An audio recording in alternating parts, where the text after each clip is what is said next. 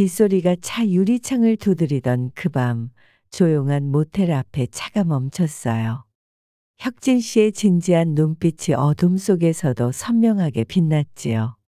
형수님, 이대로 헤어지기 아쉬워요. 솔직히 오늘 밤은 형수님을 집에 보내고 싶지 않아요. 그의 조심스러운 고백에 가슴이 떨렸어요. 62살의 나이에 남편이 떠난 지 1년이 채 되지 않았는데 시동생과 이런 곳에 와 있다니. 하지만 제 심장은 이미 그를 향해 뛰고 있었어요. 모텔 방으로 들어서자 현실감이 덮쳐왔지요. 혁진 씨는 제 마음을 읽었는지 섣불리 다가오지 않고 창가에 서서 밤 풍경을 바라봤어요. 비에 젖은 그의 셔츠가 탄탄한 등에 달라붙어 있었고 심장이 더 빠르게 뛰었습니다. 후회하지 않을까요? 저는 도련님보다 나이가 많은데. 제가 물었어요. 그가 천천히 다가와 제 얼굴을 두 손으로 감쌌어요. 단 한 번도 후회한 적 없어요. 형수님의 나이는 중요하지 않아요. 내가 느끼는 건 한 여자로서의 당신에 대한 감정이에요. 저도 모르게 그의 목을 감싸 안았고 그의 몸은 제 상상보다 훨씬 단단했어요. 운동선수처럼 탄탄한 그의 몸에 제 손길이 머물렀습니다. 창문 틈으로 스며드는 바닷바람이 그의 체온을 데워 제 목덜미를 스쳤고 그의 입술이 귀에 닿을 듯 말 듯 내려앉았을 때 나는 숨을 삼켰어요. 누가 보면 어쩌죠? 내가 속삭이자 혁진 씨는 미소를 지었어요. 누가 보겠어요? 그런 거 신경 쓰지 말고 지금 이 순간만을 생각해요. 그렇게 우리의 밤은 시작되었어요. 부끄러움과 죄책감도 있었지만 그 순간만큼은 모든 것을 잊을 수 있었습니다. 이것이 5살 차이 시동생과 맺어진 금지된 사랑의 시작이었지요. 그리고 그 선택이 제 인생을 완전히 바꿔놓게 될 줄은 그때는 몰랐습니다.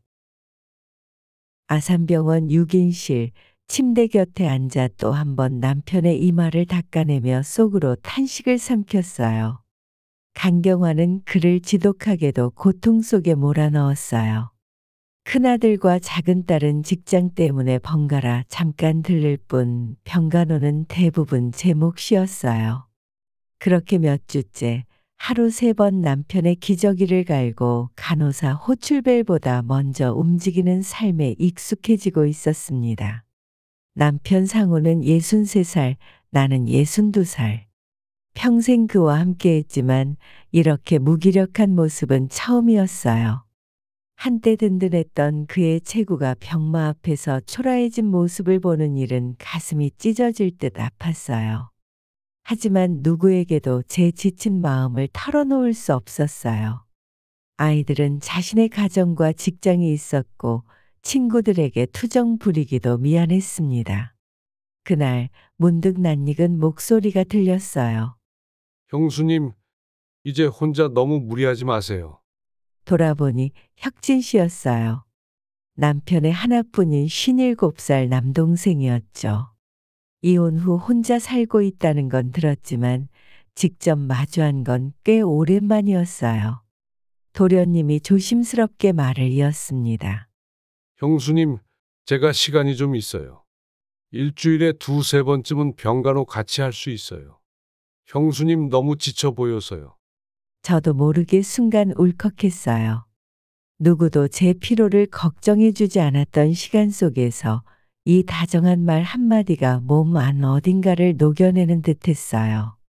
도련님은 부동산 중개업을 하며 시간 조절이 가능한 삶을 살고 있었고 무엇보다 그의 말투와 눈빛은 오래전부터 알던 사람이 제 마음을 헤아리는 듯 따뜻했어요.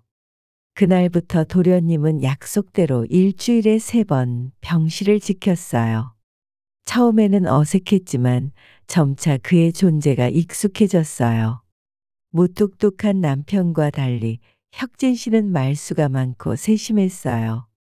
간호사가 오기 전에 먼저 물을 떠오고 상우의 바른 병원 가운 대신 새 잠옷을 가져오기도 했어요.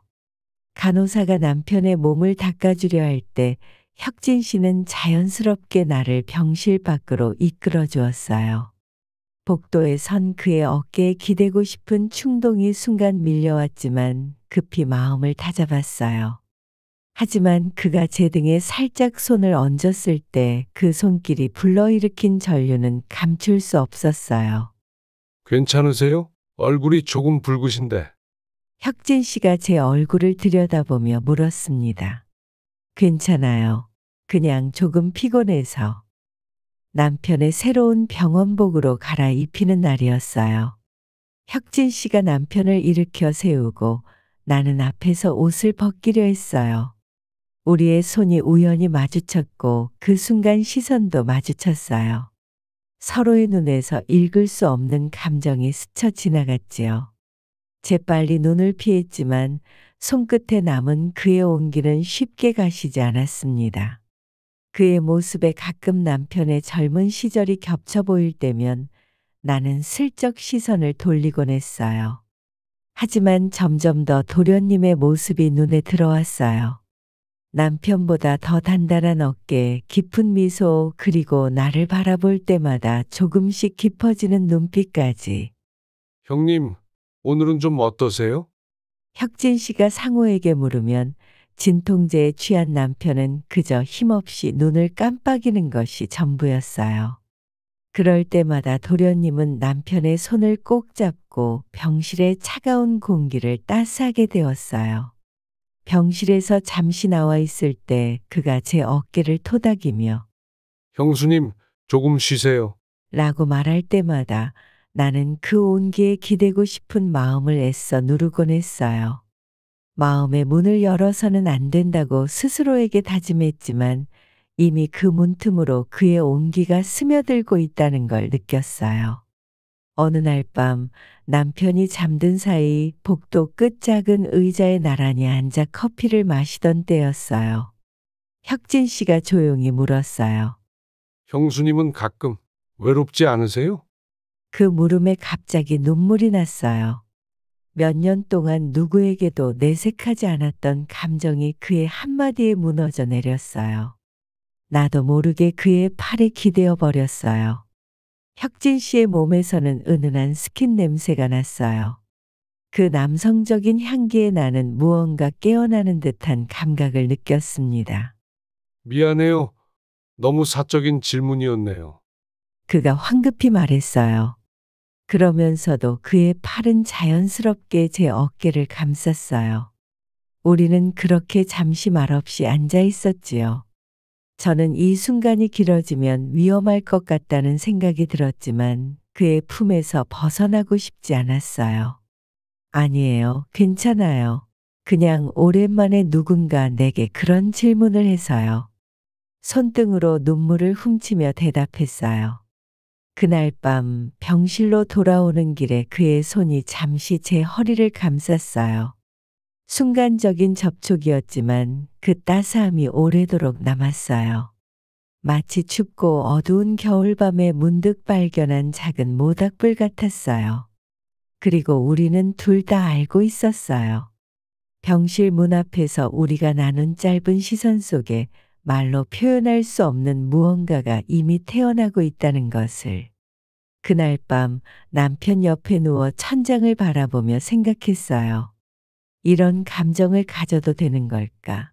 하지만 오랜만에 느껴보는 심장의 떨림은 마치 오래 잠들어 있던 나를 깨우는 것 같았어요. 남편을 배신하는 것 같은 죄책감과 혁진 씨에게서 느껴지는 묘한 끌림 사이에서 나는 그날 밤 오랫동안 잠들지 못했습니다. 자원봉사자들이 낮에 병실을 맡아주던 날 혁진 씨가 조심스럽게 제안했어요. 오늘은 형수님 고기 드시죠. 힘을 좀 보충하셔야죠. 망설이다가 따라 나섰어요. 가까운 고깃집의 노을이 스며드는 창가 자리. 우리는 소주를 한 잔 나눴고 이런저런 얘기 끝에 웃음소리까지 섞였어요. 그 웃음이 이렇게 오랜만일 줄은 몰랐어요. 무뚝뚝한 남편과는 다르게 혁진 씨는 말이 많고 재미있었어요. 형수님, 오늘 얼굴 좋아 보여요. 그동안 고생 많으셨어요. 진심으로. 그 말에 술 기운이 오르며 눈가가 시큰해졌어요. 그의 손등이 제 손끝을 스치자 심장이 조용히 불쑥 뛰었어요. 나는 얼른 손을 거두었지만 감각은 오래 남았어요. 고기가 익어가는 불판 위로 피어오르는 연기가 그의 얼굴을 부드럽게 감쌌어요. 두툼한 입술, 굵은 손가락으로 고기를 뒤집는 모습에서 묘한 남성미가 느껴졌어요. 그가 제 접시에 고기를 담아주며 몸을 기울일 때마다 그의 채취가 은은하게 다가왔어요. 남편에게서 오랫동안 느끼지 못했던 향기였습니다. 술잔을 기울이며 혁진 씨가 물었습니다. 사실 궁금했어요. 형님은 항상 무뚝뚝하셨는데 형수님은 어떻게 참으셨어요? 나는 살짝 웃으며 대답했어요. 그게 남편이잖아요. 말은 없어도 마음은 따뜻했어요. 그래도 외롭지 않으셨어요? 그 질문에 나는 잠시 말을 잊었어요. 혁진 씨는 제 침묵을 눈치챘는지 재빨리 화제를 돌렸습니다. 제 이혼 얘기는 들으셨죠? 아이들도 다 와이프가 데려갔어요. 그 후로 저도 많이 외로웠습니다. 우리의 대화는 깊어졌고 술잔은 비워졌어요. 형수님, 그가 낮은 목소리로 불렀을 때 나는 그의 목소리가 제 귓가에 직접 닿는 듯한 감각을 느꼈습니다. 고개를 들어 그를 바라보니 그의 눈동자가 촛불처럼 깊게 타오르고 있었어요. 술기운 때문만은 아닌 것 같았어요. 그의 시선이 제 입술에 머물다가 다시 눈으로 돌아왔을 때 나도 모르게 입술을 살짝 깨물었어요. 우리 한 잔 더 할까요? 겨우 말을 꺼냈지만 목소리가 떨렸습니다. 네, 좋아요. 그의 대답도 평소보다 한 톤 낮았어요. 술이 한 잔 더 들어가자 우리의 대화는 더 깊어졌어요. 병원에서는 감히 꺼내지 못했던 이야기들. 그의 결혼 생활, 제 젊은 시절, 그리고 외로움에 대한 이야기들. 테이블 밑에서 우리의 무릎이 우연히 부딪혔을 때 어느 누구도 물러서지 않았어요. 그 접촉이 우리 사이에 보이지 않는 다리를 놓는 듯 했습니다. 집으로 돌아가는 길, 혁진 씨가 제 팔을 살짝 잡아주었어요. 그의 손은 오래된 담요 같았어요. 살짝 비틀거리는 걸음을 핑계로 나는 그의 단단한 팔에 더 기대었어요. 그의 체온이 코트를 뚫고 내게 전해졌어요. 그 순간 이 남자에게 안기고 싶다는 생각이 이 나이에 너무 늦은 걸까 하는 생각이 스쳐 지나갔어요. 그 생각에 나는 얼굴이 화끈거리는 것을 느꼈어요. 그가 제 귓가에 속삭이듯 말했어요. 형수님, 조심하세요. 여기 좀 미끄러워요. 그 목소리에 온몸에 소름이 돋았어요. 너무 가까웠어요. 그의 숨결이 제 목덜미를 간지렸고 나는 본능적으로 그에게 더 가까이 다가섰어요. 아파트 입구에 도착했을 때 나는 도련님과 헤어지기 싫다는 마음이 들었어요. 오늘 정말 즐거웠습니다. 그가 말했어요. 그의 눈빛은 함께 있고 싶다고 말하는 것 같았어요. 저도요. 짧게 대답했지만 제 마음은 이미 복잡해져 있었습니다. 그가 인사하며 몸을 숙였을 때 그의 채취가 다시 한번 제 감각을 일깨웠어요. 스킨 냄새와 담배 그리고 소주의 알코올향이 섞인 남성의 향기. 그 순간 제 안에서 무언가 깨어나는 것을 느꼈어요. 오랫동안 잊고 있었던 여자로서의 욕망이었어요. 다음 날부터 혁진 씨와 나눈 시간이 자꾸 머릿속을 맴돌았어요. 그의 웃음소리, 손등의 주름, 눈가에 웃는 주름까지. 병실에서 우리가 함께 있을 때면 전과는 다른 긴장감이 흘렀어요. 서로 눈을 마주치면 한순간 멈칫했다가 서둘러 시선을 돌리는 어린아이처럼 설레었어요. 남편에게 물을 마시게 할 때 우연히 그의 손과 제 손이 겹쳐졌어요. 한순간 정지된 시간 속에서 나는 그의 손바닥의 열기가 제 피부로 스며드는 것을 느꼈어요. 그가 제 귀에 대고 제가 할게요. 라고 말했을 때 그의 입술이 제 귓불에 닿을 듯 말 듯한 거리에서 말하는 바람에 온몸에 전율이 흘렀습니다. 간호사가 주사를 놓기 위해 커튼을 치고 들어갔을 때 우리는 복도에 나와 기다렸어요. 좁은 복도의 창가에 나란히 서서 멀리 보이는 한강과 올림픽대교의 불빛을 바라보았어요. 조용한 침묵 속에서 그의 손가락이 슬며시 제 손가락을 건드렸어요. 우연을 가장한 접촉이지만 그것이 가져온 떨림은 결코 우연이 아니었습니다. 어느 날 밤 우연히 병원 로비에서 마주쳤어요. 그는 커피 2잔을 들고 있었어요. 형수님 드리려고요. 밤새우시니까. 병원 로비의 작은 테이블에 앉아 커피를 마시는 동안 우리 사이의 공기가 달라지는 것을 느꼈어요. 그의 눈빛이 조금 더 깊어졌고 제 심장은 조금 더 빨라졌어요. 아무도 없는 밤의 로비, 우리만의 작은 섬 같았습니다. 형수님, 전 요즘 병원에 오는 게 기다려집니다. 그가 조금 망설이며 말을 꺼냈어요. 그 말에 제 손이 떨렸어요. 그는 조심스럽게 손을 뻗어 떨리는 제 손 위에 덮었어요.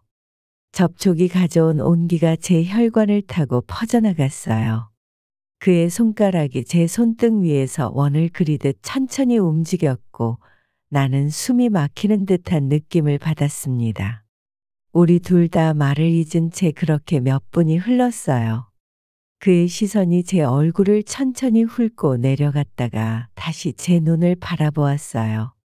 그 시선 속에는 말로 표현할 수 없는 열망이 담겨 있었어요. 나도 모르게 그에게 몸을 기울이고 있었을 때 병원 안내 방송이 울리고 나서야 우리는 서둘러 손을 떼고 자리에서 일어났습니다. 엘리베이터를 기다리는 동안 그가 제 귀에 속삭였어요. 오늘 형수님이 정말 아름다워 보여요. 갑작스러운 고백에 심장이 터질 듯이 뛰었어요. 그의 말은 제 안에 잠들어 있던 여성의 본능을 깨우는 것 같았어요. 엘리베이터 문이 열리고 우리는 함께 탔어요. 좁은 공간에서 그의 채취가 더 강하게 느껴졌어요. 그가 손등으로 살짝 제 손등을 스치듯 쓸었고 나는 그 접촉에 전신이 화끈거리는 것을 느꼈습니다. 그날 밤 병실로 돌아와 남편을 바라보며 죄책감에 휩싸였어요. 아직 살아있는 사람인데 내가 무슨 생각을 하고 있는 거지? 하지만 제 마음 깊은 곳에서는 무언가가 이미 깨어나고 있었어요.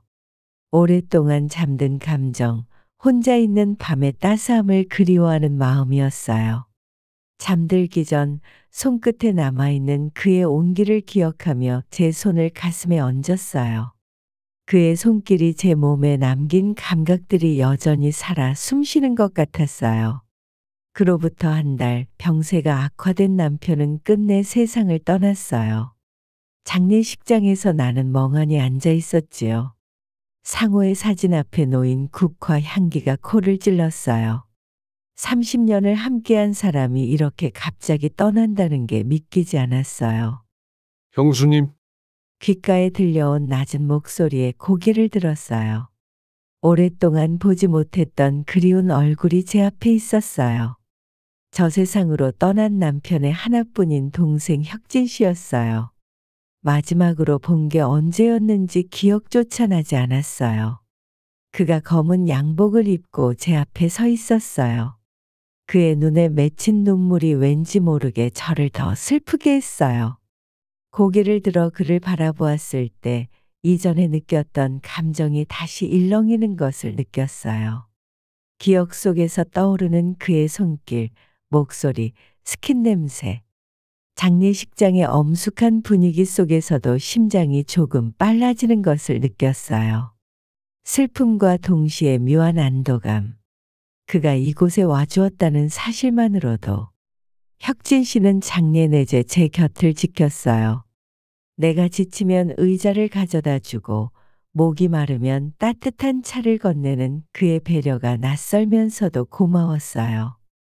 넋을 잃고 있을 때면 어깨에 살포시 손을 얹어 지지해 주었고 그 손길은 단단한 기둥처럼 든든했어요. 그의 손이 제 등을 토닥일 때마다 옷 너머로 전해지는 온기가 슬픔에 얼어붙은 제 몸을 조금씩 녹여주는 것 같았어요. 자정이 넘었을 때 혁진 씨는 걱정스러운 눈빛으로 쉬라고 권했지만 남편을 두고 집에 가는 것이 미안해 고개를 저었어요. 그때 혁진 씨는 조심스럽게 제 손을 잡았어요. 그의 손이 제 손을 감싸는 순간 마치 오랫동안 찾아 헤매던 안식처를 발견한 듯한 감각이 전해졌습니다. 형님은 이미 떠나셨어요. 형수님도 쉬셔야 해요. 그의 위로에 눈물이 왈칵 쏟아졌어요. 도련님은 말없이 제 등을 토닥여 주었고 그 순간 나는 이상한 감정을 느꼈어요. 슬픔 속에서도 묘한 안정감이 밀려왔던 거예요. 나는 본능적으로 그의 품속으로 몸을 기울였어요. 그의 가슴에 기대올 때 심장의 두근거림이 제 귀에 선명하게 전해졌어요. 그 심장 소리가 나를 위로해 주는 것 같았습니다. 장례식이 끝나고 49제를 지내는 동안 혁진 씨는 자주 집에 들러 제 안부를 물었어요. 아무도 없는 집에 그가 들어서는 순간 공간이 다른 색으로 물들어가는 듯했어요. 검은 상복을 벗고 편안한 옷차림으로 그를 맞이하는 날, 처음으로 그의 시선이 제 몸을 다른 방식으로 훑는 것을 느꼈어요. 62살의 나이였지만 그 시선 앞에서 나는 다시 여자가 되는 듯했습니다. 처음에는 홀로 남은 형수인 제가 불쌍해서 저를 찾는 거라 생각하면서도 점점 그의 방문이 기다려지기 시작했어요. 아침에 일어나면 거울을 더 오래 보게 되었고 오랫동안 쓰지 않았던 향수를 꺼내 제 손목에 살짝 뿌렸어요. 이런 내가 우습다는 생각이 들면서도 무언가에 홀린 듯 마음이 흔들렸습니다. 어느 날 그가 손수 챙겨온 도시락을 들고 방문했을 때였어요. 그 도시락을 함께 먹으며 이야기를 나누는데 문득 혁진 씨의 웃는 모습에서 시동생이 아닌 혁진 씨 그 자체를 보고 있는 제 모습을 발견했어요. 그가 젓가락으로 반찬을 제 그릇에 놓아줄 때 우리 손이 스쳤고 가슴이 두근거렸습니다. 식사를 마치고 그가 설거지를 도와주겠다며 제 곁에 섰을 때 좁은 주방에서 그의 채취가 더 강하게 느껴졌어요. 물이 튀어 제 옷이 젖었을 때 그가 수건을 건네며 손등으로 제 뺨에 묻은 물방울을 닦아주었어요. 그 손길에 온몸이 굳어버렸어요. 시간이 멈춘 것 같았습니다. 형수님, 그가 제 이름을 불렀고 갑자기 주방의 공기가 뜨거워지는 듯했어요. 순간 죄책감이 밀려왔어요. 내가 미쳤나 남편이 떠난 지 얼마나 됐다고 황급히 몸을 돌려 그 자리를 피했어요. 하지만 가슴속 갈망은 쉽게 가라앉지 않았습니다. 그날 이후로 혁진 씨를 피하려 했지만 그는 더 자주 찾아왔어요. 전화벨이 울릴 때마다 심장이 쿵쾅거렸고 문을 열 때면 거울을 한 번 더 보게 되었어요. 이 나이에 느끼는 설렘이 어색하면서도 마치 청춘으로 돌아간 듯한 떨림이 나를 살아있게 했습니다. 그리고 어느 날 남편의 기일이 다가왔어요. 혁진 씨가 전화로 데리러 가겠다고 했을 때 가슴이 또 두근거렸어요. 소화기 너머로 들려오는 그의 목소리가 제 귓가를 간지리는 것 같았어요. 이제는 부정할 수 없었어요. 남편의 동생에게 끌리고 있다는 사실을. 하지만 이건 너무 잘못된 일이었습니다. 큰 아들이 데리러 온다며 거절했지만 혁진 씨는 포기하지 않았어요. 기일 다음 날 식사 제안에 결국 수락하고 말았어요. 약속 당일 나는 오랫동안 입지 않았던 원피스를 꺼내 입었어요. 거울 앞에서 화장을 고치며 스스로에게 물었어요. 내가 지금 무슨 짓을 하고 있는 거지? 하지만 이미 마음은 혁진 씨를 향해 달려가고 있었습니다. 그렇게 우리 둘만의 첫 만남이 시작되었어요. 상복을 벗고 2달이 지났을 무렵 혁진 씨에게서 다시 연락이 왔습니다. 형수님, 그동안 고생 많으셨어요. 저녁 식사라도 같이 하실래요? 나는 멈칫했지만 마음 한편에서 오래 눌러두었던 외로움이 꿈틀대기 시작했어요. 그 말에 순간 숨이 턱 막히는 듯 했어요. 그렇게 우린 한식집에서 다시 마주 앉았어요. 갈비찜과 더덕구이 그리고 소주. 말이 길어질수록 분위기는 편안해졌고 그의 눈빛이 조용히 깊어졌어요. 테이블 아래에서 우리의 무릎이 스쳤을 때 이제는 어느 누구도 물러서지 않았어요. 오히려 그의 다리가 제 다리에 더 가까이 다가왔고 그 접촉이 전해주는 열기가 온몸으로 퍼져나갔습니다. 소주가 반병쯤 비었을 때 혁진 씨의 눈빛이 변했어요. 더 이상 형수를 대하는 눈빛이 아니었어요. 한 여자를 바라보는 남자의 눈빛이었어요. 그 시선에 나는 숨이 막히는 듯 했어요. 62살의 나이가 무색해질 만큼 제 안의 젊은 감각들이 모두 깨어났어요. 사실 형수님을 오래전부터 좋아했어요. 형님 있을 땐 말도 못 꺼냈지만 이젠 더 숨기고 싶지 않아요. 그의 고백에 심장이 요동쳤어요. 목소리가 떨리는 그를 보며 나도 모르게 입술을 살짝 깨물었어요. 제 손을 덮은 그의 손, 그 체온이 오래된 담요처럼 따뜻하게 제 가슴을 감쌌어요. 나는 눈을 감고 오랜만에 느끼는 온기를 그냥 두기로 했습니다. 그의 손가락이 제 손등 위에서 원을 그리며 천천히 움직였고 그 감촉이 마치 전류처럼 팔을 타고 올라와 온몸을 감쌌어요.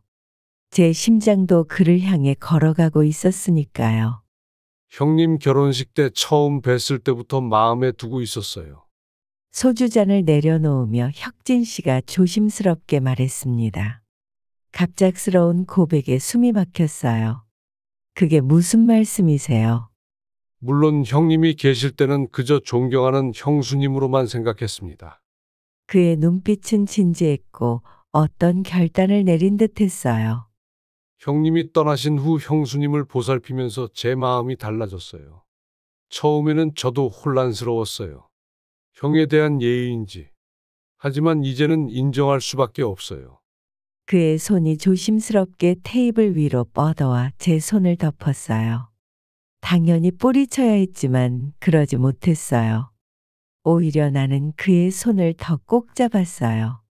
그 순간 우리 사이에 보이지 않는 다리가 놓이는 듯 했습니다. 형수님은 이제 형수님이 아닌 한 사람의 여자로서 제 마음을 흔들어 놓았습니다. 그의 목소리가 떨렸어요. 진심이 느껴졌어요. 나도 모르게 그의 얼굴에 시선을 맞추었어요. 그의 눈동자에는 내가 한 여인으로서 깊게 존중받고 있다는 감각이 담겨 있었어요. 62살의 나이에도 불구하고 한 남자가 나를 여자로 바라본다는 사실이 온몸에 전율을 일으켰습니다. 그 순간 우리는 서로가 같은 감정을 느끼고 있다는 것을 깨달았어요. 형수와 시동생이라는 금기된 관계. 하지만 그 금기가 우리의 감정을 더 강렬하게 만들었는지도 모릅니다. 다른 테이블에서 우리를 보는 시선이 느껴졌지만 그 순간만큼은 세상에 우리 둘만 존재하는 것 같았어요. 식사를 마친 후 그가 제 겉옷을 입혀주며 귓가에 속삭였습니다. 형수님, 오늘 정말 아름다우세요. 마치 첫 만남처럼 가슴이 떨려요. 그의 숨결이 귓가에 닿자 온몸에 소름이 돋았어요. 57살의 그는 여전히 매력적인 남자였고 그의 눈빛 속에서 나는 20대의 떨림을 다시 경험하고 있었어요. 어느새 우리의 손이 맞닿아 있었고 손가락이 서로 얽혀갔어요. 그것은 단순한 접촉이 아닌 서로를 향한 약속의 몸짓 같았습니다. 그날 밤 집으로 돌아오는 길에 그가 차 안에서 제 손을 잡았을 때 나는 더 이상 미루지 않기로 했어요. 우리의 시간은 이미 많이 흘러갔고 앞으로 얼마나 남았는지 아무도 모릅니다. 그의 눈을 바라보며 제 마음을 열었습니다. 혁진 씨, 나도 같은 마음이에요. 그 말에 그의 눈빛이 별처럼 빛났어요. 우리는 이제 형수와 시동생이라는 관계를 넘어 한 남자와 한 여자로서 서로를 바라보기 시작했어요. 레스토랑을 나설 때쯤 갑자기 비가 내리기 시작했어요. 준비 없이 나온 저를 위해 혁진 씨는 자신의 재킷을 벗어 제 어깨에 둘러주었어요. 그 순간 우리의 눈이 마주쳤고 시간이 멈춘 듯 했어요. 비에 젖은 그의 셔츠가 단단한 몸에 달라붙었고 심장이 빠르게 뛰었습니다. 형수님, 이대로 헤어지기 아쉬워요.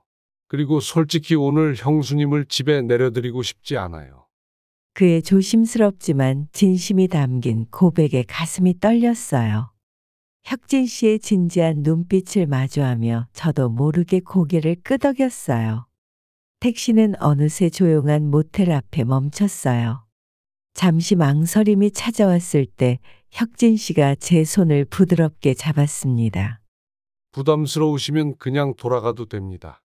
그의 배려 어린 말에 오히려 마음이 더 흔들렸어요. 강압적이지 않고 제 의사를 존중하는 모습이 무뚝뚝했던 남편과는 또 다른 매력으로 다가왔습니다. 괜찮아요. 제 입에서 나온 두 글자에 스스로도 놀랐어요. 하지만 그 순간 저는 62살의 늙은 여자가 아닌 한 여자로서 오랜만에 느끼는 본능에 솔직해지고 싶었습니다. 모텔 방으로 들어서는 순간 현실감이 덮쳐왔어요. 내가 지금 무슨 짓을 하고 있지 하는 생각과 함께 죄책감이 밀려왔어요. 혁진 씨는 그런 제 마음을 읽었는지 섣불리 다가오지 않고 창가에 서서 야경을 바라봤어요. 형수님, 후회하지 않으셨으면 좋겠어요. 제가 감히 형님의 자리를 대신할 수는 없지만 그의 말을 자르고 용기를 내어 물었어요. 혁진 씨는 후회하지 않나요? 나는 도련님보다 5살이나 많은 아줌마인데. 혁진 씨는 천천히 다가와 제 얼굴을 손으로 감쌌어요. 그의 따뜻한 손길에 온몸이 떨렸습니다. 단 한 번도 후회한 적 없어요. 형수님의 나이는 중요하지 않아요. 제가 느끼는 건 한 여자로서의 형수님에 대한 감정입니다. 그 말과 함께 혁진 씨의 입술이 제 입술에 닿았어요. 그의 손길은 조심스러웠고 마치 부드러운 실크처럼 제 살결을 어루만졌어요. 처음에는 손끝으로 제 얼굴을 가볍게 쓰다듬더니 점점 목덜미로 어깨로 내려갔어요. 그 움직임이 제 피부 위에 그려내는 감각은 마치 오랫동안 굳어있던 제 몸의 빗장을 하나씩 풀어가는 것 같았어요. 두 사람 사이의 공기는 마치 물에 젖은 성냥처럼 터지기 직전에 긴장감을 품고 있었어요. 그의 눈빛이 제 입술에 머물렀고 천천히 다가오는 그의 얼굴에서 느껴지는 체온이 점점 강해졌어요. 그리고 마침내 우리는 서로를 안았어요. 그의 입술이 제 입술에 닿는 순간 오랫동안 잊고 있었던 감각들이 폭포수처럼 쏟아져 내렸어요. 뜨겁고 조용하게 오래 눌러둔 감정들이 마침내 터져 나왔어요. 어느 순간 제 손이 그의 셔츠 단추를 풀기 시작했고 그의 손도 제 블라우스 사이로 슬며시 들어왔어요. 우리의 옷이 하나씩 벗겨질 때마다 마음의 방어벽도 하나씩 무너져 갔어요. 나이가 무색할 만큼 우리의 손길은 점점 대담해졌고 서로의 숨결은 더욱 뜨거워졌습니다. 그렇게 우리의 밤은 시작되었습니다. 우리의 몸이 하나가 되어가는 과정은 마치 오랫동안 떨어져 있던 두 조각이 마침내 제자리를 찾아가는 것 같았어요.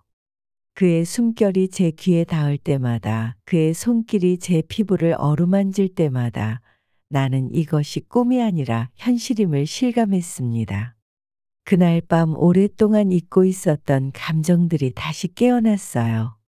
그의 따뜻한 품에 안겨 우리는 서로의 숨결을 느꼈고 말로 표현할 수 없는 뜨거운 감정의 폭풍을 함께 경험했어요. 부끄러움과 죄책감도 있었지만 그 순간만큼은 모든 것을 잊을 수 있었어요. 달빛이 창문을 통해 스며들어 침대 위 우리의 몸을 은은하게 비추었어요. 서로의 눈을 바라보며 우리는 말없이 많은 것을 나누었어요. 나이, 사회적 시선, 과거의 아픔. 그 모든 것을 뛰어넘어 우리는 단지 서로를 사랑하는 한 남자와 한 여자였습니다. 다음 날 아침, 눈을 떴을 때 혁진 씨는 저를 바라보며 미소 짓고 있었어요. 아침 햇살 속에서 그의 얼굴은 더욱 빛나 보였어요. 그의 손가락이 제 얼굴의 주름을 따라 부드럽게 쓰다듬었고 나는 그 손길에 어떤 거부감도 느끼지 않았어요. 그의 눈에는 제 모든 것을 사랑한다는 메시지가 담겨 있었어요. 형수님, 형수님이 눈을 뜨는 순간을 기다렸어요. 마치 제 인생의 태양이 뜨는 것 같아요. 그의 말에 제 마음이 녹아내렸어요. 60대의 나이에 이런 감정을 다시 느낄 수 있다는 것이 믿기지 않았어요.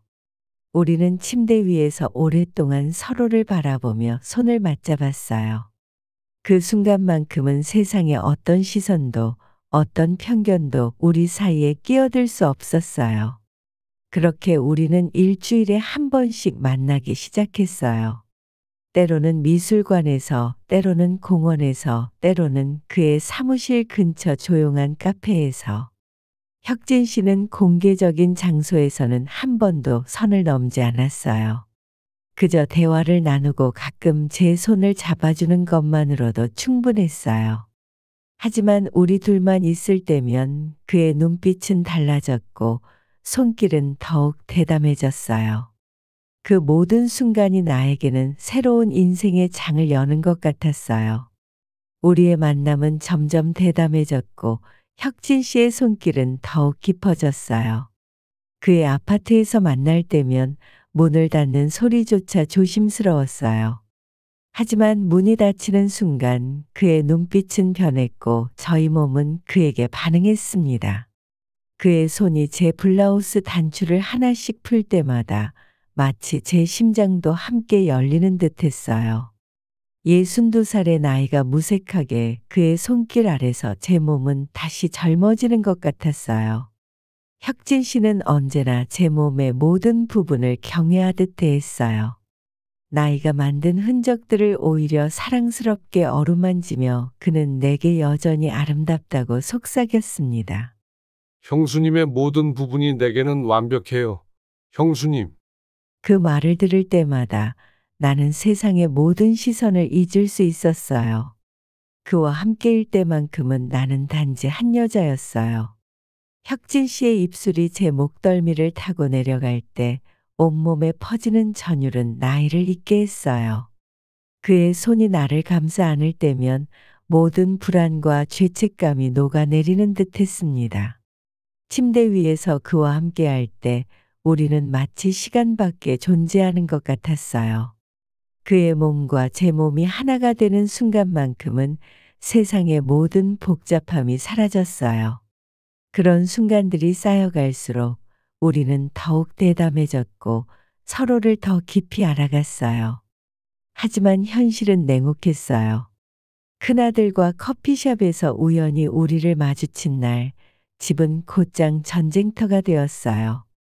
그날 아침 혁진 씨와 함께 보낸 밤의 체온이 아직 제 몸에 남아 있었는데 아들의 차가운 눈빛에 그 온기가 순식간에 얼어붙었어요. 엄마, 어떻게 그럴 수 있어요? 그 말 한마디가 칼날처럼 박혔어요. 그 전날 밤 혁진 씨의 품 안에서 느꼈던 충만함과 행복감이 죄책감으로 변해 가슴을 옥죄었어요. 아들의 눈에 비친 제 모습은 바람난 늙은 여자, 부도덕한 여자이었을까요? 그 시선이 나를 무너뜨렸어요. 이후 작은 딸의 전화, 며느리와 사위의 냉소적인 말투까지. 나는 형수님이었을 때보다 더 외로워졌고 제 이름으로 살기엔 너무 낯선 나날이었어요. 밤이 되면 혁진 씨를 그리워하는 마음과 가족을 잃을 두려움 사이에서 괴로워했어요. 혁진 씨에게 전화했을 때 그의 목소리만으로도 제 몸은 반응했어요. 수화기 너머로 들려오는 그의 숨결이 마치 제 귓가에 직접 닿는 것 같았어요. 그 목소리를 들으며 나는 그와 함께했던 순간들을 떠올렸어요. 그의 손길이 제 몸을 타고 흐르던 감각, 그의 채취가 나를 감싸던 순간들. 그 모든 기억이 제 안에서 살아 움직이는 듯했어요. 자식들이냐, 작은아버지냐. 큰아들이 내게 던진 말은 협박이었어요. 밤새 고민했고 방 안에 홀로 앉아 몇 번이고 울었어요. 침대에 누워 천장을 바라보며 혁진 씨와 함께했던 밤들을 떠올렸어요. 그의 품 안에서 느꼈던 안정감, 그의 입술이 제 몸 곳곳에 남긴 흔적들, 그리고 우리가 하나가 되었을 때 느꼈던 그 완전함.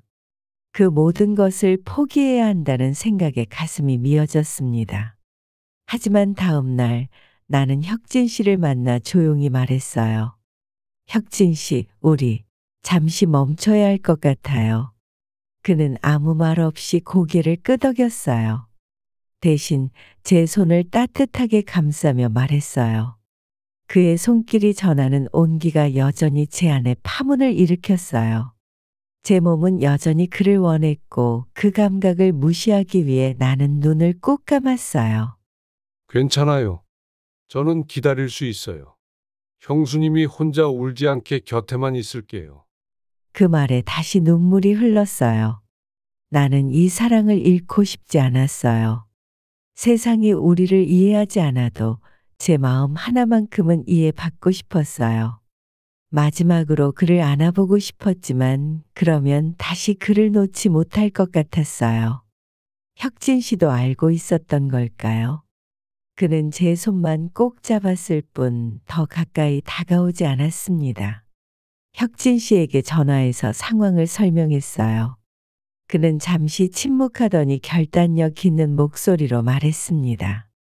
형수님, 제가 직접 애들을 찾아가서 이야기하겠습니다. 그 말을 듣는 순간 가슴이 철렁 내려앉았어요. 혁진 씨가 직접 아들과 딸을 만난다니 상상만 해도 끔찍했어요. 하지만 그의 결단력 있는 모습이 한편으론 든든했어요. 아무도 나를 위해 이렇게 나서주는 사람은 없었으니까요. 그의 목소리에서 느껴지는 강인함은 제 안에 다시 한번 설렘을 일으켰습니다. 혁진 씨는 정장을 차려입고 우리 집을 찾아왔어요. 큰 아들과 작은 딸도 모두 와 있었어요. 거실의 공기는 얼어붙은 듯했고 긴장감이 감돌았어요. 정장 차림의 혁진 씨는 어느 때보다 당당해 보였고 그 모습은 제 심장을 더 빠르게 뛰게 했어요. 언젠가 그가 갇혀 입고 데이트를 왔을 때 방으로 들어서자마자 나는 그의 넥타이를 잡아당겨 키스했던 기억이 떠올랐어요. 그때 그의 손이 제 허리를 감싸고 등을 타고 올라가던 감각이 순간 생생하게 되살아났어요. 먼저 너희들에게 이런 상황을 만들어서 미안하구나, 진심으로 사과하고 싶구나. 혁진 씨의 첫마디는 진심 어린 사과였고 그것이 나를 놀라게 했어요. 하지만 난 형수님을 진심으로 사랑한다. 형님이 떠나신 지 벌써 1년이 다 되어가고 형수님께서 홀로 지내시는 모습을 지켜보는 게 너무 힘들었다. 아들과 딸은 차갑게 혁진 씨를 바라보았어요. 큰 아들이 참지 못하고 소리쳤습니다. 작은아버지, 그게 말이 됩니까? 아버지가 돌아가신 지 얼마나 됐다고. 혁진 씨는 고개를 숙이고 말했어요. 그 순간 그의 얼굴이 창가의 빛에 비추어졌고 나는 그 실루엣에서 우리가 함께했던 밤들을 떠올렸어요. 그가 제 위에 몸을 기울이고 달빛에 그려진 그의 얼굴을 내가 손으로 감싸 안던 순간들. 그 시간이 꿈처럼 멀게만 느껴졌어요. 나도 처음엔 이런 감정이 혼란스러웠다. 하지만 이제는 확실해. 형수님의 행복을 위해서라면 뭐든지 할 수 있어. 작은 딸이 비웃듯이 말했어요. 그래서요. 어머니를 책임질 준비가 되어 있다는 거예요? 혁진 씨는 흔들림 없이 대답했어요. 그의 태도에서 나는 우리가 함께 있을 때 보여주던 열정을 느낄 수 있었어요. 같은 불꽃이 다른 방식으로 타오르고 있었어요. 내 모든 것을 바쳐 형수님을 행복하게 해드리겠어. 형님도 형수님의 행복을 원하셨을 거야. 그 말에 큰 아들이 테이블을 내리쳤어요. 아버지 이름을 팔지 마세요. 어머니, 정말 이 사람이랑 계속 만나실 겁니까? 모든 시선이 저에게 향했어요. 평생 착한 며느리, 좋은 어머니로 살아왔던 제게 이런 선택의 순간이 올 줄은 몰랐어요. 심장이 터질 듯이 뛰었지만 이제는 더 이상 제 감정을 부정할 수 없었어요. 혁진 씨와 함께했던 순간들이 제 마음속에서 격렬하게 타올랐어요. 그의 손길, 그의 입술, 그의 채취, 그리고 그가 나를 바라보던 눈빛. 그 모든 것을 잃을 수는 없었어요. 나, 너희 작은 아버지를 사랑해. 그 말을 하는 순간 큰아들은 자리를 박차고 나갔고 작은 딸도 실망한 표정으로 따라 나갔어요. 그들이 떠난 후 혁진 씨는 조심스럽게 제 손을 잡았어요. 그 순간 전해지는 온기가 제 안에 모든 얼음을 녹였습니다. 괜찮아요, 형수님. 시간이 지나면 이해해 줄 겁니다. 그의 손에서 전해지는 따스함에 나는 잠시 모든 걱정을 잊었어요. 그의 체온이 제 혈관을 타고 퍼져나가는 듯했어요. 하지만 그의 위로에도 불구하고 가슴이 찢어지는 듯한 아픔이 밀려왔어요. 자식들의 실망한 눈빛이 머릿속에서 떠나질 않았으니까요. 그날 밤 혁진 씨는 나를 꼭 안아주었고 그의 품 안에서 나는 오랫동안 울었어요. 그의 셔츠에 젖어드는 제 눈물을 그는 말없이 받아주었어요. 그리고 조심스럽게 그는 제 눈물을 입술로 닦아주었습니다. 그날 이후 아들들은 제게 연락하지 않았어요. 명절에도 오지 않았고 손주들조차 만날 수 없었습니다. 마치 제가 이 세상에서 지워진 것 같았어요. 혁진 씨는 그런 저를 위로하며 옆에 있어 주었습니다. 하지만 가족의 단절은 너무나 큰 상처였어요. 밤마다 울면서 스마트폰 속 자식들의 사진을 보았고 혁진에 대한 감정과 가족에 대한 그리움 사이에서 괴로워했습니다. 자식들의 웃는 얼굴을 볼 때마다 가슴이 찢어지는 듯 했어요. 혁진이 내 등을 감싸 안으며 위로해 주었지만 그 상처는 쉽게 아물지 않았습니다.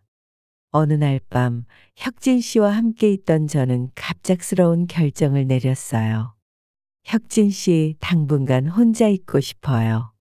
자식들과의 관계를 정리할 시간이 필요해요. 그는 잠시 놀란 듯 나를 바라보았지만 이내 이해한다는 눈빛으로 고개를 끄덕였어요. 내 손을 부드럽게 잡으며 말했습니다. 형수님, 이해해요. 얼마든지 시간을 가지세요. 제가 기다릴게요. 그의 눈빛에는 사랑과 존중이 담겨 있었어요. 마지막으로 나를 안아주는 그의 품에서 나는 이 사람을 잃고 싶지 않다는 생각을 했습니다. 그의 입술이 내 이마에 닿았고 그 따스함이 내 마음에 오래도록 남았어요. 다음 날 아침 짧은 문자를 보냈습니다.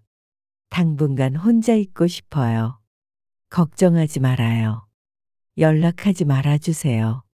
내가 먼저 연락할게요. 문자를 보낸 후 오랫동안 연락하지 않았던 어린 시절 친구에게 전화했어요. 그녀는 강원도 산골에 살고 있었고 기꺼이 나를 맞아주겠다고 했습니다. 친구가 있는 강원도 인제는 세상과 단절된 곳이었어요.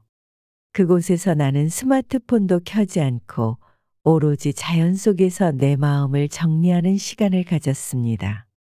아침이면 산책을 하고 저녁에는 친구와 옛 이야기를 나누었어요. 그 시간 동안 나는 내 삶을 돌아보았습니다. 평생 좋은 딸, 좋은 아내, 좋은 어머니로 살았지만 과연 정미로서는 얼마나 살았을까요? 내 행복은 언제나 뒤로 미뤄졌고 남편과의 관계도 책임감이 더 컸던 것 같았습니다. 하지만 혁진 씨와 함께하면서 나는 처음으로 정미라는 한 여자로 존재하는 기쁨을 알게 되었어요. 3주가 지나고 나는 집으로 돌아왔어요. 스마트폰을 켜자마자 수십 통의 부재중 전화와 문자들이 쏟아져 들어왔어요. 혁진이 보낸 마지막 문자는 보고 싶어요. 형수님. 이었습니다. 그 간단한 문자에서도 그의 염려와 그리움이 느껴졌어요. 연락을 취하려 했지만 먼저 자식들과의 관계를 해결하고 싶었습니다. 큰아들에게 연락했지만 여전히 냉담했어요. 시간이 필요하다는 것을 느꼈습니다. 그렇게 몇 날이 더 지났고 혁진에게 연락할 용기를 내지 못하고 있었어요. 그러던 어느 날 마트에 쇼핑을 갔다가 충격적인 장면을 목격했어요. 혁진 씨가 30대로 보이는 젊은 여성과 함께 있었던 것입니다. 그들은 친밀해 보였고 혁진 씨는 그녀의 어깨에 손을 두르며 무언가를 설명하고 있었어요. 가슴이 무너져 내렸습니다. 내가 연락을 끊고 지낸 사이 그는 젊은 여성을 만난 걸까요? 역시 나 같은 나이 든 여자는 상대가 안 되는 건가? 자괴감과 배신감이 한꺼번에 밀려왔어요. 불과 몇 주 전 그의 품 안에서 느꼈던 따스함이 거짓말처럼 느껴졌습니다. 그들을 더 지켜볼 수 없어 서둘러 그 자리를 떠났어요. 집에 돌아와 혁진 씨의 연락을 모두 차단했습니다. 그가 보낸 문자들, 그의 음성이 담긴 음성 메시지, 나를 찾는 모든 흔적들을 지워버리고 싶었어요. 그가 집으로 찾아왔을 때도 문을 열어주지 않았습니다. 쌓아 올린 감정이 한순간에 무너져 버린 느낌이었어요. 그러나 진실은 뜻밖의 장소에서 뜻밖의 사람에게서 밝혀졌어요. 몇 주일이 지나고 우연히 동네 카페에서 그 젊은 여성을 다시 만났어요. 도망치려 했지만 그녀가 먼저 저를 알아보고 다가왔어요. 혹시 김정미 여사님 맞으시죠? 저는 복지관에서 일하는 복지사 서연주라고 합니다. 정혁진 선생님이 많이 찾으셨어요. 순간 멍해졌어요. 그녀의 말에 따르면 혁진 씨는 오랫동안 복지관에서 봉사활동을 해왔고 최근에는 기부도 많이 했다고 했어요. 그날 마트에서 본 것은 복지관 행사를 위해 물건을 구입하는 중이었다고 했습니다. 정혁진 선생님은 정말 좋은 분이에요. 저희 복지관 아이들도 너무 좋아하고요. 요즘은 왜 안 오시는지 모두들 궁금해하더라고요. 그 말을 듣는 순간 제 오해가 얼마나 어리석었는지 깨달았어요. 혁진 씨는 따뜻한 마음으로 주변 사람을 돌보고 봉사하는 사람이었어요. 그런 그를 의심했다는 것이 너무 부끄러웠어요. 집으로 돌아와 차단했던 혁진 씨의 연락을 확인했어요. 수십 통의 부재중 전화와 걱정 가득한 문자들이 쌓여 있었어요. 바로 그에게 전화했고 혁진 씨는 1시간도 채 되지 않아 제 집 앞에 나타났습니다. 형수님 괜찮으셨어요? 너무 걱정했어요. 혁진 씨의 얼굴은 피곤해 보였고 수염도 덥수룩하게 자라 있었어요. 그에게 모든 것을 솔직하게 털어놓았어요. 젊은 여성과 함께 있는 모습을 보고 오해했다는 것까지. 혁진 씨는 잠시 놀란 표정을 짓더니 이제 부드럽게 웃었어요. 그래서 연락을 안 받으셨군요. 그런 오해를 했다니 미안합니다. 솔직히 말씀드릴게요. 제 인생의 여자는 형수님밖에 없습니다. 그 말에 눈물이 왈칵 쏟아졌어요. 혁진 씨는 저를 품에 안았고 그의 품속에서 오랜만에 안정감을 느꼈습니다. 이제부터는 형수님이 아닌 정미 씨라고 불러도 될까요? 그렇게 우리는 과거의 관계를 뒤로하고 한 남자와 한 여자로 새 출발을 했어요. 하지만 현실은 냉혹했어요. 아들과 딸은 여전히 연락을 끊은 상태였고 늙은 시어머니는 혁진 씨에게 집안의 수치라며 더 이상 아들로 생각하지 않겠다는 말까지 하셨어요. 형수님, 이대로는 모두가 불행해질 뿐이에요. 우리 모든 것을 뒤로하고 사람이 모르는 곳으로 떠나는 게 어떨까요? 혁진 씨의 제안에 한참을 생각했어요. 아이들과 시어머니 그리고 남편의 친척들 모두를 잃는다는 것은 큰 결심이었어요. 하지만 이미 그들은 우리의 관계를 알고 등을 돌린 상태였습니다. 어디로 가야 할까요? 제주도 어떠세요? 거기 제 작은 시골집이 있어요. 아무도 우리를 찾지 못할 곳이죠. 떠나기 전 마지막으로 아이들에게 문자 메시지를 남겼어요. 어머니로서 미안하다는 말과 언젠가 이해해 주길 바란다는 내용이었어요. 시어머니께 찾아가 인사드리려 했지만 문조차 열어주지 않으셨어요. 혁진 씨도 가족과의 마지막 대화에서 상처를 받았어요. 그의 어머니는 죽은 형의 아내와 사는 너는 내 아들이 아니다. 라는 말과 함께 그와 인연을 끊겠다고 선언했어요. 가족들과 모든 관계가 끊어진 채로 우리는 제주도로 향했어요. 슬펐지만 동시에 이상하게도 자유로웠어요. 더 이상 숨길 필요도 눈치 볼 필요도 없었으니까요. 우리는 새벽 첫 비행기를 탔어요. 창밖으로 부드럽게 번지는 붉은 빛을 보며 나는 창가에 앉은 그의 손등을 조용히 감쌌어요. 따뜻했어요. 한때 두려웠던 체온이 이제는 가장 믿을 수 있는 위로로 다가왔습니다. 정미 씨, 괜찮아요? 괜찮아요. 이제야 조금 숨을 쉴 수 있을 것 같아요. 제주 공항을 나서자 제주도의 시원한 바닷바람이 얼굴을 감쌌어요. 그동안 숨죽여 살아온 제 호흡이 처음으로 입 밖으로 시원하고 자유롭게 흘렀어요. 택시를 타고 도착한 곳은 한적한 동네의 작은 돌담집. 우리가 머물게 될 시골집이었어요. 그는 제 짐을 받아들며 말했어요. 여기선 아무도 우릴 모르니까 그냥 정미 씨로 살아도 돼요. 나는 웃음이 났어요. 그럼 당신은? 저요? 그냥 혁진으로 하면 되죠. 알아보는 사람도 없는데. 우리는 그렇게 서로를 편하게 불렀어요. 아침이면 함께 시장에 가서 돌돔을 사고 낮엔 돌담길을 따라 걷고 해질 녘이면 노을 속 바닷가에 앉아 서로의 손을 잡았어요. 그 손이 마치 잃어버렸던 나를 다시 데려온 듯 했습니다. 제주도의 작은 시골집은 생각보다 아늑했어요. 바다가 보이는 창가에 앉아 커피를 마시며 우리는 새로운 시작에 대해 이야기했어요. 처음 몇 달은 아이들이 많이 보고 싶고 생각났어요. 명절 때는 더 그리워졌고 하지만 혁진 씨가 항상 곁에서 위로해 주었어요. 그리고 서서히 그 그리움도 익숙해졌어요. 어느 날 밤 갑자기 제 어깨에 머리를 기댄 그가 조용히 말했습니다. 사실 제주로 떠나자고 한 건 내가 너무 겁이 났기 때문이에요. 정미 씨를 다시 잃을까 봐. 나는 손등으로 그의 머리를 쓰다듬으며 대답했어요. 우리 여기가 끝이 아니라 시작이었으면 좋겠어요. 그 밤 작은 시골집의 침실. 창문 밖 봐도 소리가 바람에 섞여 속삭였어요. 침대 곁 탁자 위에는 귤 껍질 몇 조각과 마시다 남은 소주 잔이 놓여 있었어요.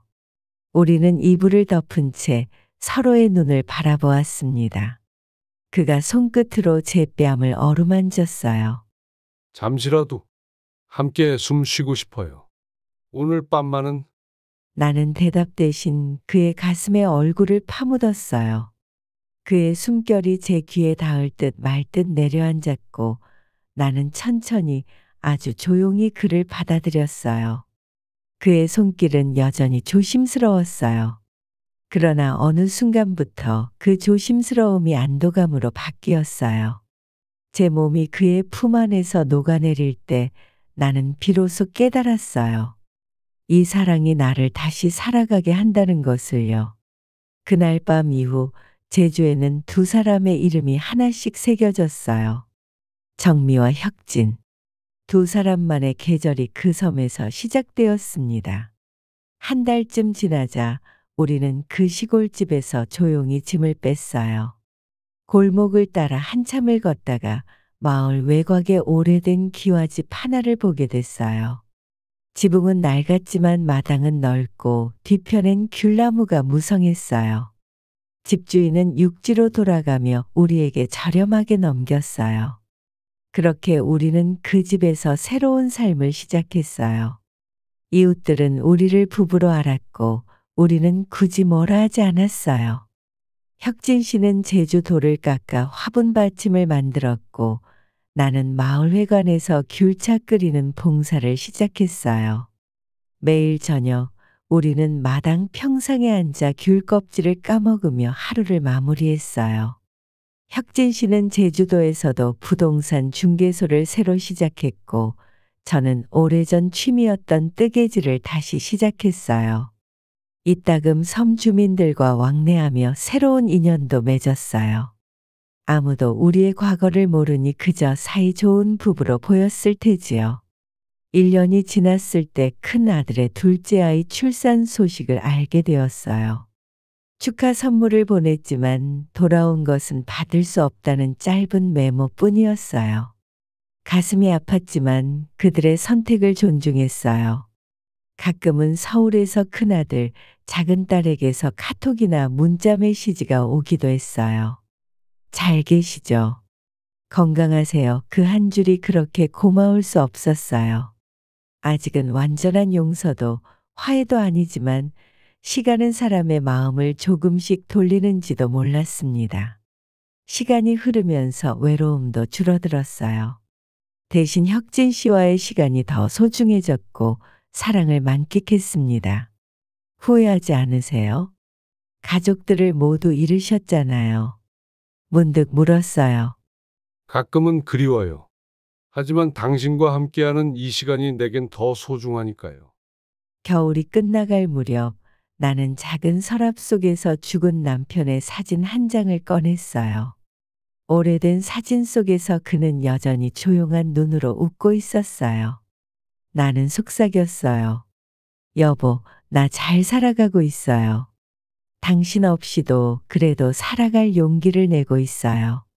그날 밤 혁진이 제 손을 조용히 잡았습니다. 내가 마지막까지 곁에 있을게요. 정미 씨가 흔들리지 않도록. 나는 대답 대신 그의 어깨에 조용히 기대었어요. 창밖에서 봄비가 땅을 적시고 있었어요. 모든 것은 지나가고 또 피어나는 것처럼 우리도 그렇게 다시 피어나고 있었어요. 5년이 지난 지금 우리는 여전히 제주도에 살고 있어요. 가족들과는 완전히 단절된 상태지만 둘만의 세계에서 우리는 행복해요. 혁진 씨는 이제 제 사랑하는 남편이자 친구이자 삶의 동반자가 되었습니다. 가끔은 하늘에 있는 남편에게 미안하지만 혁진 씨의 사랑이 얼마나 진실하고 깊은지 알게 된다면 언젠가 남편도 우리의 선택을 이해해 줄 거라 믿어요. 바다를 바라보며 글을 마무리합니다. 세상은 우리의 사랑을 이해하지 못했고 가족들은 우리를 떠났지만 그 대가로 얻은 것은 진정한 사랑이었습니다. 지금도 제주도의 작은 집에서 혁진 씨와 함께 바다를 바라보며 저는 매일 감사함을 느껴요. 늦게 찾아온 사랑이지만 이것이 제 인생에서 가장 아름다운 계절이 되었으니까요. 때로는 어려운 선택이 필요할 때도 있겠지만 자신의 진정한 마음을 따라가는 용기를 잃지 마세요. 그것이 후회 없는 삶으로 가는 길입니다. 제주도의 작은 집에서 시작된 우리 이야기는 계속 이어졌어요. 처음 몇 개월은 적응하느라 바빴어요. 서울의 복잡함과 눈치를 보던 삶에서 벗어나 제주의 여유로운 일상에 맞추는 일이 생각보다 어려웠어요. 하지만 혁진 씨는 항상 인내심을 가지고 기다려 주었어요. 정미 씨, 서두를 필요 없어요. 우리는 이제 시간이 많으니까요. 그의 말처럼 우리는 천천히, 아주 천천히 새로운 삶에 젖어들었어요. 마을 사람들과 인사를 나누고 시장에서 장을 보고 바닷가에 앉아 석양을 바라보는 일상이 하루하루 쌓여갔어요. 어느 날 제가 손수 뜬 러그를 보고 마을 어르신이 감탄했어요. 아이고, 손재주가 대단하네. 이거 마을 축제에 전시하면 어떨까? 그렇게 시작된 뜨개질 활동이 저에게 새로운 활력을 주었어요. 머릿속으로 그려본 모양의 러그를 뜨개질로 완성이 될 때면 모든 걱정과 후회가 잠시 잊혔어요. 내가 러그 속에 수놓은 제주 풍경화는 마을 축제에서 호평을 받았고 심지어 몇 점은 관광객에게 팔리기도 했습니다. 정미 씨, 당신이 이렇게 행복한 모습을 보니 나도 행복해요. 혁진 씨의 말에 수줍게 웃었어요. 60대 중반의 나이에 새로운 취미가 직업이 될 줄은 몰랐어요. 작은 러그 공방을 열자는 혁진 씨의 제안에 처음엔 겁이 났지만 그의 응원의 용기를 얻어 도전했어요. 바람의 풍경이라는 이름의 작은 러그 공방이 탄생했습니다. 하지만 행복한 시간 속에서도 서울에 두고 온 아이들 생각은 날카로운 가시처럼 가슴을 찔렀어요. 명절마다 보내는 메시지에 돌아오는 짧은 답장, 때로는 무응답. 그럴 때면 혁진 씨는 아무 말 없이 제 어깨를 감싸 안아주었습니다. 시간이 필요한 거예요. 언젠가는 이해해 줄 거예요. 그의 위로가 큰 힘이 되었지만 엄마로서의 그리움은 쉽게 사라지지 않았어요. 그래서 가끔은 아이들에게 문자 메시지를 썼어요. 제주의 일상, 제 마음, 그리고 그들에 대한 사랑을 담아서. 대부분은 답장이 오지 않았지만 쓰는 것만으로도 마음이 조금은 편해졌어요. 그러던 어느 날 러그 공방의 문을 열고 들어온 손님을 보고 숨이 멈추는 듯 했어요. 딸 수진이었어요. 그는 어색하게 서 있다가 조심스럽게 말했습니다. 어머니 잘 지내셨어요?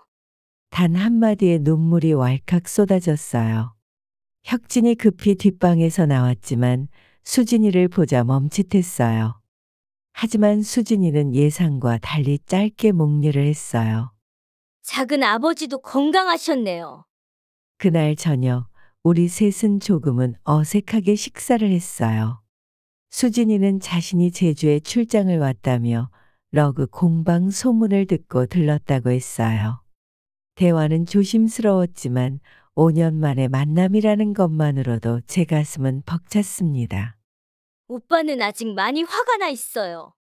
하지만 저는 어머니가 그립더라고요. 수진이의 솔직한 고백에 다시 눈물이 났어요. 수진이는 자신의 결혼 소식과 첫 아이가 생겼다는 이야기도 들려주었어요. 내가 할머니가 된다는 사실의 기쁨과 서글픔이 교차했어요. 사진 보내줄게요. 아이가 태어나면요? 그 약속이 새로운 시작을 알리는 것 같았어요. 수진이는 이틀 후 서울로 돌아갔지만 그날 이후 가끔씩 연락이 오기 시작했어요. 아이가 태어났을 때는 정말로 사진을 보내왔고 크리스마스에는 손녀의 귀여운 동영상도 보내주었습니다. 큰아들은 여전히 연락이 없었지만 작은 변화에 희망을 가졌어요. 혁진 씨는 그런 나를 묵묵히 지켜보며 응원해 주었습니다. 언젠가는 큰애도 마음을 열 거예요. 당신의 행복을 진심으로 바란다면요. 세월은 빠르게 흘러 어느덧 제주에서의 생활도 10년째가 되었어요. 나는 이른이 넘은 나이가 되었고 혁진도 어느새 백발이 섞이기 시작했어요. 그럼에도 우리의 사랑은 처음과 다르지 않았어요. 오히려 더 깊고 단단해졌어요. 어느 가을 오후 마당에 앉아 귤나무 아래서 차를 마시고 있을 때였어요. 혁진이 문득 제 손을 잡았어요. 정미 씨, 혹시 후회한 적 있어요? 나를 선택한 것을? 15년 만에 처음 듣는 질문이었어요. 나는 그의 주름진 손등을 바라보며 미소 지었습니다.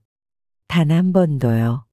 아이들이 그립고 가끔은 서울 생각도 나지만 당신과 함께한 이 시간들이 제 인생에서 가장 행복한 순간들이에요.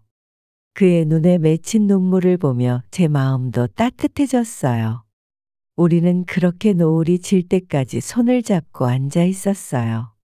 여전히 세상은 우리를 이해하지 못할지도 모르지만 이제는 그것이 중요하지 않았어요. 우리만의 작은 세상에서 우리는 충분히 행복했으니까요. 정미 씨, 나는 당신을 만난 것이 제 인생 최고의 행운이에요. 나도 같은 마음이었어요. 어쩌면 우리의 만남은 늦은 것이 아니라 가장 완벽한 타이밍이었는지도 모르겠어요. 서로의 상처와 외로움을 이해할 수 있을 만큼 성숙했고 남은 시간이 얼마나 소중한지 알 만큼 지혜로워진 나이에 만났으니까요. 제주도의 어느 날 예상치 못한 손님이 우리를 찾아왔어요. 러그 공방의 문을 열고 들어온 노신사는 처음 보는 얼굴이었지만 그의 뒤에 선 사람에게서 나는 숨이 멈추는 듯했어요. 죽은 남편의 친구 중 한 명인 최 선생이었습니다. 정말 맞았군. 여기 있었다니? 최 선생의 눈빛이 날카로웠어요. 그와 함께 온 노신사가 불편한 듯 자리를 옮겼어요. 최 선생님, 오랜만입니다. 제 목소리가 떨렸어요. 혁진이 뒷방에서 나왔을 때 최 선생의 눈이 커졌습니다. 혁진아, 네가 정말? 갑작스러운 침묵이 무겁게 내려앉았어요. 혁진이 먼저 입을 열었습니다. 최 선생님, 차라도 한잔 하시죠. 우리는 러그 공방 뒤편 작은 티룸으로 자리를 옮겼어요. 노신사는 자신을 문회장이라고 소개했어요. 서울에서 온 사업가로 제주도 땅을 보러 왔다가 최 선생의 권유로 들렀다고 했습니다. 아직도 사람들이 수군거려요. 상호의 와이프와 동생이. 최 선생이 말을 흐렸어요. 가슴이 아팠지만 이제는 그런 말에 움츠러들지 않을 만큼 단단해졌습니다. 행복하세요? 최 선생의 질문에 혁진 씨와 나는 서로를 바라봤어요. 네, 매우 행복합니다. 혁진이 제 손을 꼭 잡았습니다. 예상외로 최 선생은 고개를 끄덕였어요. 그럼 됐소. 사실 내가 온 이유는 준호 때문이요. 큰아들 준호의 이름에 심장이 방망이질 쳤습니다. 준호가 많이 아파요. 병원에 입원 중인데 어머니를 찾더군요. 눈물이 왈칵 쏟아졌어요. 15년 동안 한 번도 연락하지 않았던 큰아들이 나를 찾는다니. 혁진 씨가 제 어깨를 감싸 안았습니다. 최 선생님, 저희가 서울로 가야겠군요. 다음 날 우리는 서울행 비행기에 올랐어요. 이른이 넘은 나이에 처음으로 제주를 떠나 서울로 돌아가는 거였어요. 비행기 창밖으로 제주의 푸른 바다가 멀어져 갔습니다. 괜찮아요? 혁진이 제 손을 꼭 잡았어요. 떨려요. 15년 만에 큰애를 본다니. 서울 병원에 도착했을 때 작은 딸 수진이 로비에서 우리를 기다리고 있었어요. 그는 이제 중년의 나이가 되어 있었어요. 수진이는 망설임 없이 내게 다가와 안아주었습니다. 어머니, 와주셔서 고맙습니다. 혁진 씨에게도 짧게 목례를 했어요. 우리는 함께 준호의 병실로 향했어요. 문 앞에서 잠시 서서 깊게 숨을 들이마셨어요. 방 안에는 한때 나를 거부했던 아들이 누워 있었어요. 그의 모습은 몹시 야위어 있었어요. 내가 들어서자 준호의 눈이 천천히 열렸습니다. 어머니. 침대 곁으로 다가가 그의 손을 잡았어요. 차갑고 말랐지만 제 아들의 손이었습니다. 준호야, 엄마 왔어. 눈물이 볼을 타고 흘렀어요. 미안해요. 너무 미안해요. 준호의 눈에서도 눈물이 흘렀습니다. 그날 밤 혁진 씨는 병원 근처 호텔에 머물렀고 나는 준호의 병실에서 밤을 보냈어요. 밤새 아들의 이야기를 들었어요. 그가 얼마나 후회했는지 그리고 얼마나 나를 그리워했는지에 대해. 어머니의 선택을 이해하지 못했어요. 하지만 시간이 지나면서 사랑이란 게 그런 거라는 걸 알게 됐어요. 억지로 막을 수 있는 게 아니라는 걸. 준호는 몇 달의 항암 치료를 앞두고 있었어요. 나는 제 곁에 혁진이 있다면 아들과 함께 서울에 머물기로 결심했어요. 혁진 씨도 흔쾌히 동의했어요. 정미 씨, 당신이 행복하다면 나도 행복합니다. 우리는 수진이의 집 근처에 작은 원룸을 얻었어요. 매일 병원에 가서 준호의 치료를 지켜보았어요. 몇 개월의 치료 끝에 준호의 상태는 안정되었어요. 의사는 조심스럽게 희망적인 이야기를 했어요. 준호가 퇴원하던 날 그는 혁진 씨와 나를 함께 바라보았습니다. 작은 아버지, 어머니를 행복하게 해주셔서 감사합니다. 그리고 오랫동안 미워해서 죄송합니다. 혁진 씨의 눈에 눈물이 고였어요. 그는 말없이 준호의 어깨를 토닥였습니다. 준호가 회복되고 나서도 우리는 서울에 몇 달 더 머물렀어요. 손주들과 시간을 보내고 옛 친구들도 만났어요. 놀랍게도 많은 사람들이 우리를 따뜻하게 맞아주었어요. 15년의 시간이 많은 것을 치유해 준 것 같았습니다. 제주로 돌아가기 전날 밤 우리 가족은 모두 모여 저녁 식사를 했어요. 준호와 그의 아내, 수진과 그의 가족 그리고 혁진 씨와 나.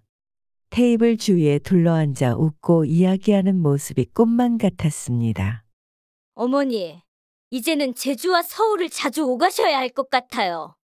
손주들이 할머니를 너무 좋아하거든요. 수진이 웃으며 말했어요. 그날 밤 호텔 방에서 창밖의 서울 야경을 바라보며 혁진에게 물었어요. 후회하지 않아요? 이 모든 시간 나와 함께한 것을? 혁진 씨는 제 얼굴을 감싸며 부드럽게 미소 지었어요. 그의 머리카락은 이제 완전히 하얗게 변해 있었지만 눈빛만은 여전히 15년 전 그대로였어요. 단 한순간도 후회한 적 없어요. 정미 씨를 사랑한 것은 제 인생 최고의 선택이었습니다.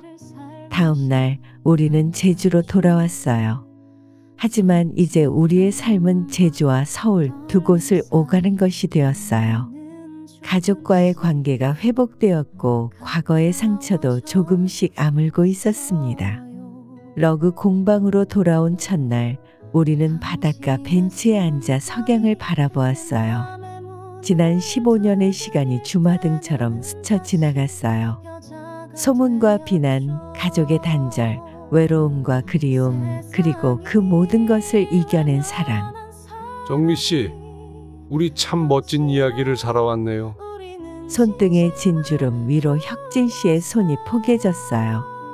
나는 미소 지으며 고개를 끄덕였어요. 그래요, 늦게 피어난 사랑이지만 가장 아름다운 사랑이었어요. 이것이 우리의 이야기입니다. 나이가 무색한 열정, 편견을 이겨낸 용기, 그리고 모든 것을 견뎌낸 사랑. 인생의 황혼기에 찾아온 뜨거운 계절, 우리는 그 계절을 후회 없이 살아가고 있습니다. 계절이 바뀌고 우리의 사랑은 여전히 현재 진행형입니다. 누군가에게는 이해할 수 없는 선택일지 모르지만 내게는 가장 용기 있는 결정이었어요. 인생의 황혼기에 찾아온 뜨거운 계절, 저는 그 계절을 사랑합니다.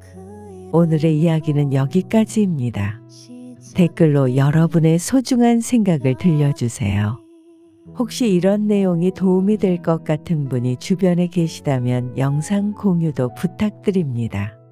오늘 들려드린 사연이 마음에 드셨다면 오른쪽 아래 구독, 좋아요 눌러주세요. 모두 무료입니다.